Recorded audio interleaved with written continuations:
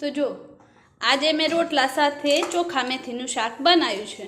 આની રેસીપી પણ જો તમારી ઈચ્છા હોય તો તમે કોમેન્ટ કરજો તો હું તમને આપીશ। આના ચોખા મેથીના શાક સાથે રોટલો ખાઈએ તો એકદમ મજા આવે। કઢી સાથે પણ ખવાય, મગના શાક સાથે પણ ખવાય, બરાબર। તો આની રેસીપી જો તમારે જોઈતી હોય તો મને કહેવાનું। અને આ જે ચોખા મેથીનું શાક બનાવ્યું ને એમાંથી જે ખીચડી નીકળી ને એ ખીચડી પણ મેં સાથે રાખી છે, કેમ કે મને આ બહુ ભાવ। આના અંદર મેથી અને ખાલી ચોખા આપણે જેમ ખીચડી વઘારીએ ને એ જ રીતે વઘારવાની। તો હું તમને આની રેસીપી પણ શેર કરીશ ટૂંક સમયમાં, બરાબર। અને તમારે જો અવનવા વિડીયો જોવા હોય કોઈ પણ રેસીપીના શીખવા માટે તો તમે મને કોમેન્ટ કરી શકો છો, અમારી ચેનલને સબસ્ક્રાઈબ કરી શકો છો। એન્ડ બીજી એક ટ્રીક હું તમારી સાથે શેર કરું છું। જ્યારે પણ આપણે કોઈ પણ વસ્તુ બાફવા મૂકીએ ને ત્યારે ટીશ્યુ પેપર લઈ લેવાનું આવી રીતે, અને આ રીતે કુકરની જે સીટી હોય ને એની અંદર ભરી દેવાનું। જોઈ લેવાનું સીટીની અંદર આપણું ટીશ્યુ પેપર જતરવું ના જોઈએ। નીચે 2 પેપર મૂક્યા છે, ઉપર આ રીતે ટીશ્યુનું ગોળ વાળીને આમ મૂકી દીધું, એટલે લુગડું બગડે ના અને આપણે બહુ સાફ કરવામાં મહેનત થાય નહીં।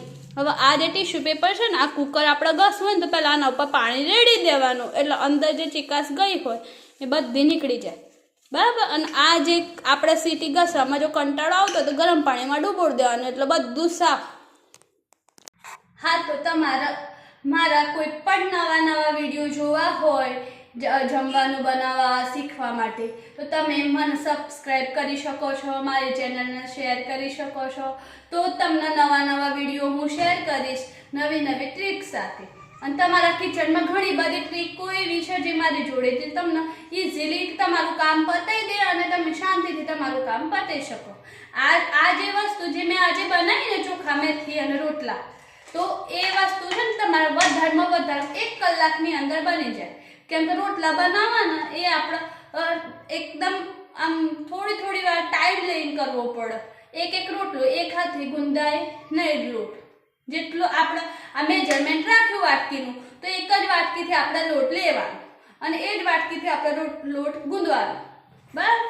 તો તમે આવી નવા વિડીયો જોવા માટે મને સબસ્ક્રાઈબ કરી શકો છો, કોમેન્ટ કરી શકો છો તમારે કઈ રેસીપી જોવી છે, કોઈ પણ નવી વસ્તુ તમારે શીખવી હોય તો।